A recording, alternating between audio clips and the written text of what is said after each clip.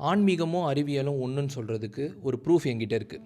அது என்னென்னா, திருமூலர் திருமந்திரத்தில் ஒரு பாடலில் சொல்லியிருக்காரு. மனிதனோட உடலையும் கோவிலையும் ரெண்டுத்தையும் கம்பேர் பண்ணியிருக்காரு. அது என்னென்னா, உள்ளம் பெருங்கோயில் ஊனுடம்பு ஆலயம் வல்லர்பிரானுக்கு வாய் கோபுரவாசல் தெள்ளத் தெளிந்தார்க்கு சீவன் சிவலிங்கம் கள்ளப் புலனைந்தும் காளாமணி விளக்கேன்னு சொல்லியிருக்காரு. அந்த கம்பேரிசனை பாருங்கள்.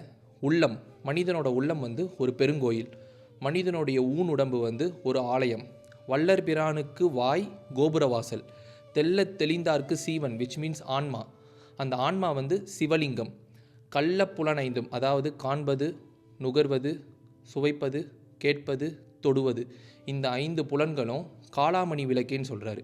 காளாமணி விளக்குன்றது கோவில் கர்ப்பகிரகத்தில் 24 மணி நேரமும் எரிஞ்சிட்டே இருக்கிற ஒரு விளக்கு.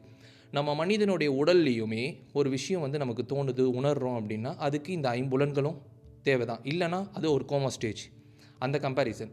அதே மாதிரி சாமி கோவிலிருந்து வெளியே வந்துட்டாங்கன்னு வச்சுக்கோங்களேன், அந்த கோவிலில் நடையை சாத்திடுவாங்க, விச் மீன்ஸ் கதவை சாத்திடுவாங்க.